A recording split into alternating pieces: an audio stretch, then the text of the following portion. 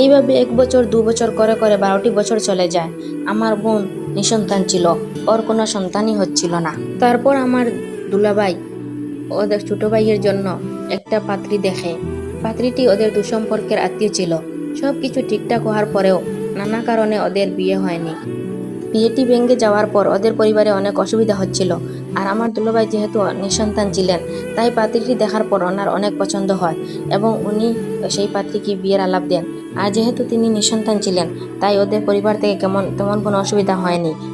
তাই উনি ওই পাত্রীকে বিয়ে করে নিয়ে ঘরে চলে আসেন। ও অনেক কান্নাকাটি করলেও ওর কোনো কিছু করারই ছিল না, যেহেতু এটা ভাগ্যের নির্মম পরিহাস।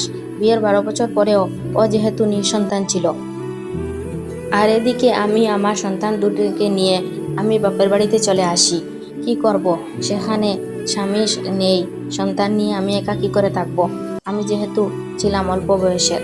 এদিকে দুলাভাইয়ের বিয়ের 1-1.5 বছর চলে যায়, কিন্তু আপুর সতীনের ঘরে কোনো সন্তান হচ্ছিল না। তাই দুলাভাই ওকে নিয়ে ডাক্তারের কাছে অনেক ছুটাছুটি করছিল। কিন্তু এদিকে হঠাৎ শোনা যায় আপু নাকি গর্ভবতী। দীর্ঘ 12টি বছর পরে সবকিছু আবার কেমন যেন পরিবর্তন হয়ে গেল।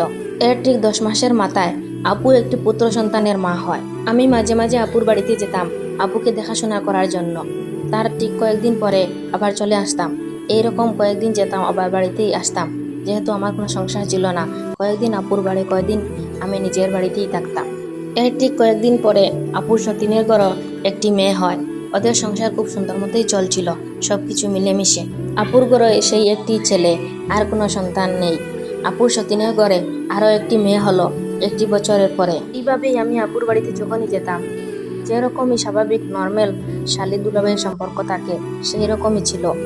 এর ঠিক 1 বছর পরে আপুর সতীনের ঘরে আর একটি ছেলে সন্তান হয় এবং আপু হঠাৎ অনেক অসুস্থ হয়ে পড়ে। তাই আমি বেশ কয়েকদিন আপুর বাড়িতে গিয়ে থেকে যাই।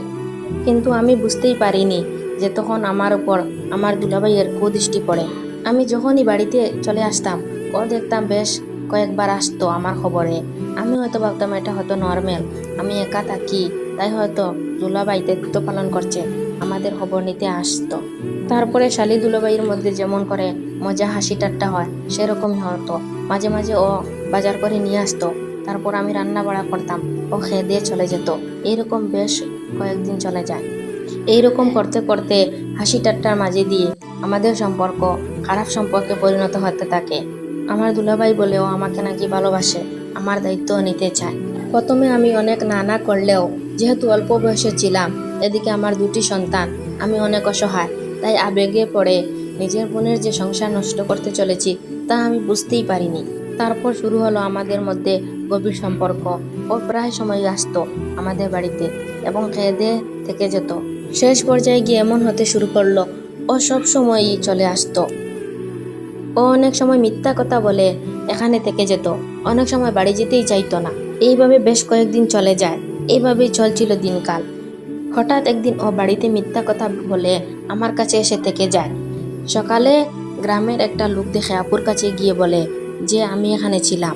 আপু তখন বুঝতে পারে যে ও মিথ্যা কথা বলে আমার কাছে এসে কেনে থেকেছে। তারপর আমাদের মধ্যে অনেক ঝগড়াঝাটি হয়। শেষ পর্যায়ে আপু আমার সাথে কথা বলা বাদ দিয়ে দেয়। তারপর লোকজন জানাজানি হয়ে যায় এবং অনেক সমস্যা হয়। শেষ পর্যায়ে ও আমাকে নিয়ে পালিয়ে একটি আত্মীয়ের বাড়িতে উঠে।